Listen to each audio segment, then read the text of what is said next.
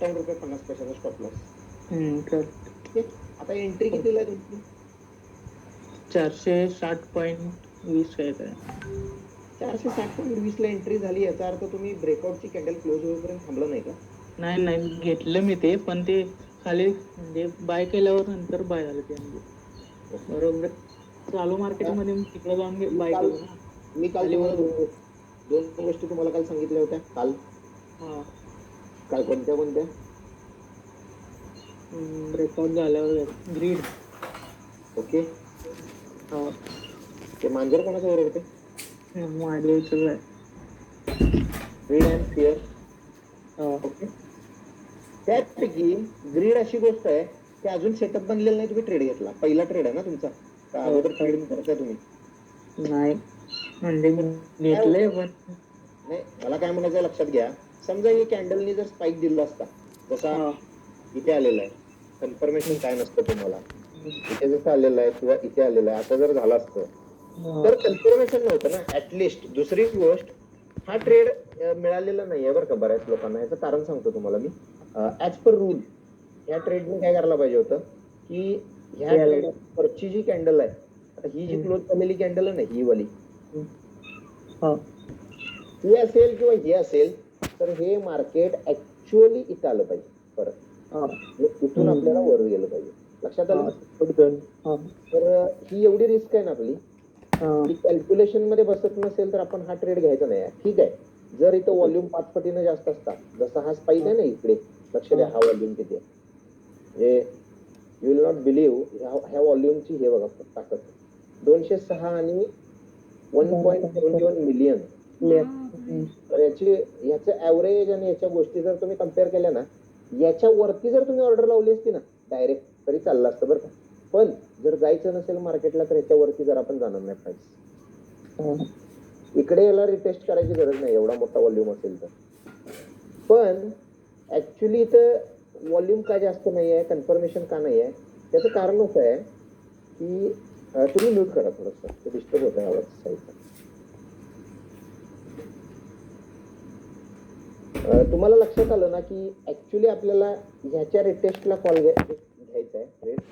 ठीक आहे, आता हे कसं असतं लक्षात घ्या, आज तुम्हाला योगायोगाने पैसे मिळाले, पण योगायोगाने काम केलं तर, आणि ग्रीड अँड शेअर जर मॅनेज नाही केली, तुमची रिस्क मॅनेज नाही केली, तर हे पैसे आज मिळणारे दिसत आहेत, खुश व्हाल तुम्ही, बाय लक. पण हे पैसे दररोज जाणार, कारण ज्या ज्या लोकांनी इथं कुठेतरी बाय केलेला असणार त्यांचा ऍटलिस्ट स्टॉप लॉस झाला असणार आहे खाली, त्यानंतर मार्केट वर गेले. मी नेहमी सांगतो तसं. बरोबर आहे की चुकीचं आहे? हो सर, बरोबर ना. त्यामुळं एक लक्षात ठेवा, सेटअप बनला, सगळ्या गोष्टी आपल्या हातात असतील तरच ट्रेड घ्यायचा, नाहीतर पडायचं नाही. सिम्पल. दुसरी गोष्ट, मी काल सांगितलं होतं का सगळ्यांना की आपल्याला ट्रेड कधी घ्यायचा आहे, या हायच्या वर घ्यायचा आहे एक तर, बरोबर. किंवा क्लिअर कट सांगितलं होतं, 2 लाईन मी मार्क केल्या होत्या तुमच्यासाठी. ही एक लाईन होती वरती माझी अशी, आणि ही एक लाईन होती जवळपास इथे. तर मी सांगताना सांगितलं होतं, एक तर प्राइस कुठेही ओपन होऊ द्या, आता इथे जर ओपन झाली आहे ना प्राइस, थोडंसं छोटं करतो मी समजण्यासाठी. प्राइस जर इथं ओपन झाली आहे वरती, तर या प्राइसनी काय करायला पाहिजे होतं की एक तर या प्राइसनी इकडून प्राइस अशी जाऊन अशी यायला पाहिजे आणि त्यानंतर अशी यायला पाहिजे. अदरवाईज नेहमीप्रमाणे जसं आपण चर्चा करतो तसं प्राइसने काय केलं, प्राइस वर गेली, इथून खाली आली. आता खाली आल्यानंतर काय झालं हे लक्षात घ्या तुम्ही, की ऍक्च्युली आपण वाट बघत होतो प्राइस सुरुवातीलाच इकडे येते का, आणि आपल्याला इथून असा ट्रेड मिळतो, पण ते झालं नाही. याचं कारण असं आहे की प्राइस आहे ना, ती पहिली रेड कॅन्डल असून सुद्धा प्राइस रेजिस्टन्स कडे गेली, आणि रेजिस्टन्स कडे जाऊन प्राइस खाली आली. खाली ज्या वेळेला प्राइस येते ना, त्यावेळेला आजचा जो लो असतो तो नेहमी सपोर्ट आणि रेजिस्टन्स.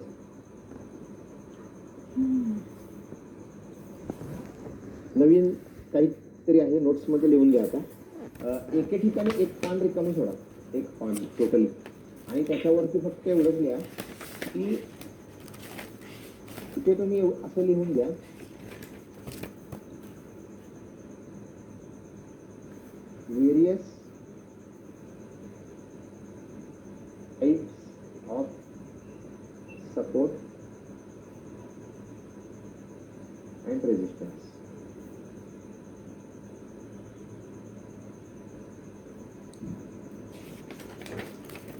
आता काल आपण कसला सपोर्ट रेजिस्टन्स बघितला मित्रांनो?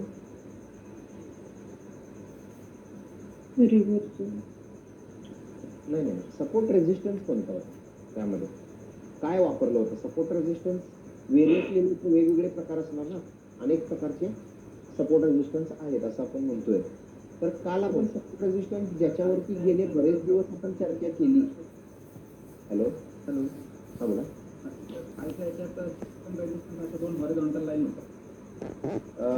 एकदम साध्या भाषेत सांगायचं म्हटलं तर स्विंग हाय आणि स्विंग लो म्हणजे हायर हाय हायर लो, बरोबर ना? ह्या गोष्टीचा सपोर्ट रेजिस्टन्स बघितला का आपण ओव्हरऑल काल? ओके. त्यानंतर कालच्या डेचा जो हाय आहे त्याच्यावरती ऑलरेडी मी तुम्हाला लाईन मार्क करून दिली होती आणि सांगतानाच सांगितलं होतं की जर ब्रेकआउटचा ट्रेड घ्यायचा असेल तुम्हाला तर तुम्हाला या पद्धतीने घ्यायचं आहे आणि रिव्हर्सलचा ट्रेड घ्यायचा असेल तर तुम्हाला या पद्धतीने घ्यायचं आहे. आता मार्केट कुठं ओपन होणार हे मला माहित नाही, ते समजून घ्या. मे बी मार्केट जिथं इथं ओपन झालंय इथं पण होईल किंवा मार्केट इथं पण ओपन होईल या लेवलला वरती, इथून असा घ्यायला पाहिजे, किंवा मार्केट इथं वरती ओपन होऊन खाली पडेल त्याला इथून असा चान्स मिळेल. त्या गोष्टी सांगितल्या होत्या का काल मी? ओके. आता एक लक्षात घ्या, various types of support resistance मध्ये लिहून घ्या. नंबर 1 इन बिटवीन ह्याच्यामध्येच घेतोय आपण, रिव्ह्यू मध्येच घेतोय कारण नंतर परत विसरायला नको. तर व्हेरियस टाइप्स मध्ये नंबर 1 घ्या, तो आहे स्विंग हाय स्विंग लो. आता स्विंग हाय स्विंग लो चा अर्थ समजून घ्या. हायर हाय हायर लो हे किंवा लोअर लो लोअर हाय हे सगळे हाय आणि लो मध्येच येतात. तर आपण स्विंग हाय स्विंग लो चा सपोर्ट अँड रेजिस्टन्स बघितला काल. त्यानंतर दुसरा आपण बघितला डेज हाय आणि तो सांगितला दुसरा नाही, तो घ्या low or low. Days high or low.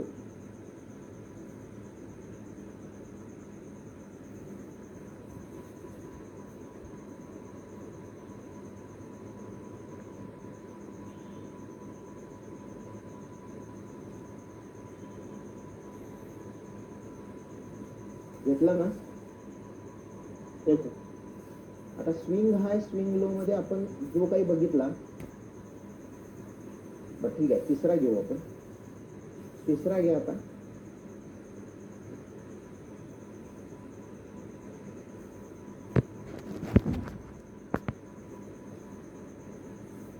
Horizontal support आणि रेजिस्टन्स वेगवेगळ्या ठिकाणी येणार. आणि चौथा घ्या,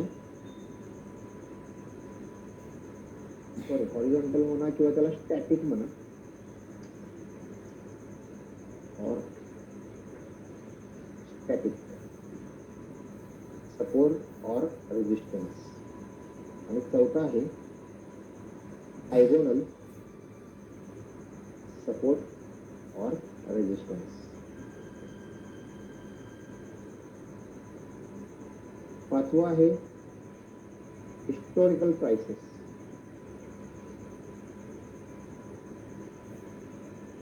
फॉर एक्झाम्पल मध्ये वीकली हाय लो, मंथली हाय लो, वीकली मंथली, इकडे येऊ थोडं हिस्टोरिकल किंवा हिस्टोरिकल सेपरेट घेतो मी.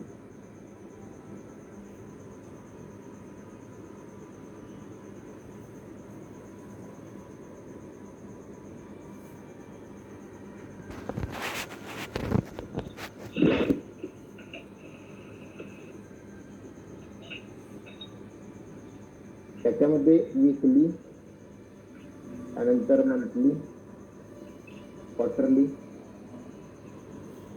आणि इयरली, याचे जे सगळे हाय अँड लो असतात हे सगळे HML, हे सगळे हिस्टोरिकल सपोर्ट आणि रेजिस्टन्स आहेत.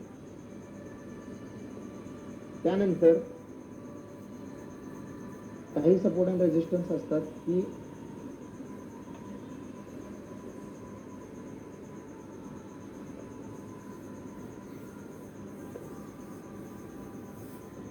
Indicator best support and resistance. आणि अजून एक आहे, आता नंबर कितवा चालला मित्रांनो हा?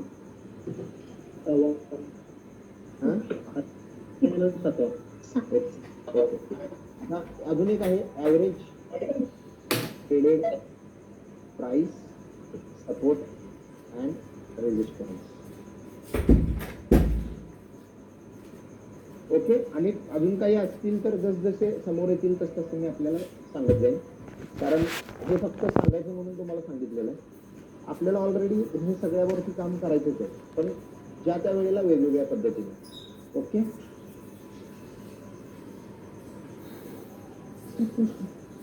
आता एक लक्षात घ्या, यांचा जो ट्रेड ना साहेबांचा घेतलेला ट्रेड चांगला घेतलाय, पण त्यांनी कॅन्डल कम्प्लीट व्हायच्या अगोदरच तो ट्रेड घेतला. याचा अर्थ काय की ही प्राइस आहे ना ही रनिंग मध्ये होती. ऍक्च्युली रनिंग मध्ये कधीच ट्रेड घ्यायचा नाही आपल्याला, कारण कॅन्डल पूर्ण झालेली नसते. कॅन्डल बऱ्याच वेळेला पहिला अशी दाखवते आणि नंतर मग ती शेवटी अशी पण होऊ शकते प्राइस ऍक्शन नुसार. किंवा हीच सगळी कॅन्डल चेंज होऊन एवढी पण बदलू शकते खाली अशा पद्धतीने रेड मध्ये.